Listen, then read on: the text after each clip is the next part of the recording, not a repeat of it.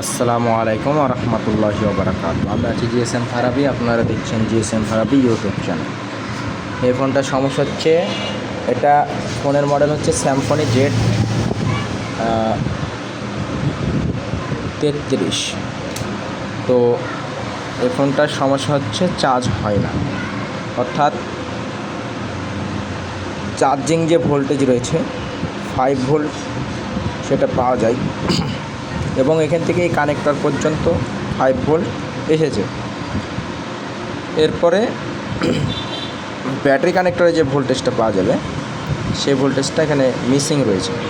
তো আমরা এখানে লক্ষ্য করে দেখতে পাইলাম যে থার্মাল লাইনের যে পিনটা দেখতে পাচ্ছি, আমরা দেখতেই পাচ্ছেন থার্মাল লাইনটার যে পিনটা, এই পিনটা কিন্তু এখান থেকে ডিসকানেক্ট হয়ে গেছে, কেটে গেছে। তো এখানে মূলত জাম্পার করা হয়েছিল যে লো battery temperature power is shut down, এই সমস্যার কারণে এটা জাম্পার করা হয়েছিল। তো আমরা এখন দেখতে পাচ্ছি যে এখানে পুড়ে গেছে, পুড়ে যাওয়ার কারণে আমাদের এখানে কি আসছে না, চার্জিংয়ের সমস্যা হচ্ছে। তো আমরা এটা আগে রিপেয়ার করব, রিপেয়ার করার পরে দেখব আদার্স চার্জিং সেকশনে, চার্জিং আইসি বা চার্জিংয়ের কোনো সেকশন ওবিপি আইসি সেখানে সমস্যা হতে পারে। তো আমরা আগে ফাইন্ড আউট করব যে এটা ওকে করার পরে চার্জ হচ্ছে কিনা। ঠিক আছে,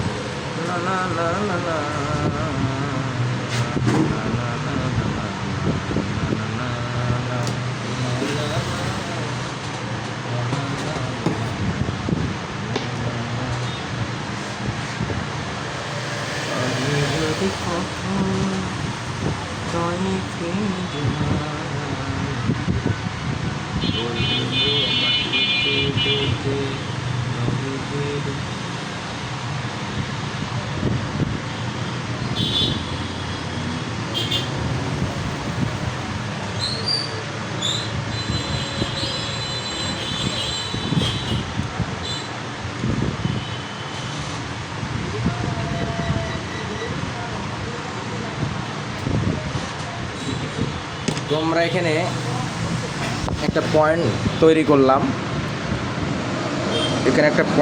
করলাম, আমি ওটা ভালোভাবে ফিনিশিং করে দেবো। জাস্ট আমি পরীক্ষা করব যে এটার মাধ্যমে আমার চার্জের সমস্যার সমাধান হচ্ছে কিনা।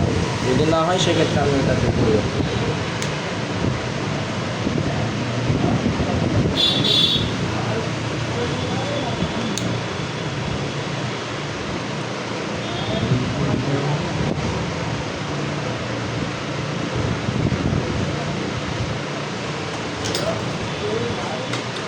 এখন আমরা দেখব যে এখানে কোনো প্রকার ভোল্টেজ আসছে কিনা।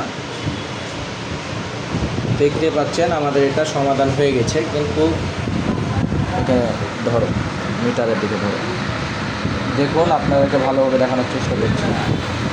এখানে কিন্তু 4.2 ভোল্টেজ চলে গেছে, অর্থাৎ আমাদের ব্যাটারিটা এখন চার্জ হবে। তো আমি এটাকে ভালোভাবে ফিনিশিং করে নেব। ফিনিশিং করার পরে আমরা ইউভি মাস্ক দিয়ে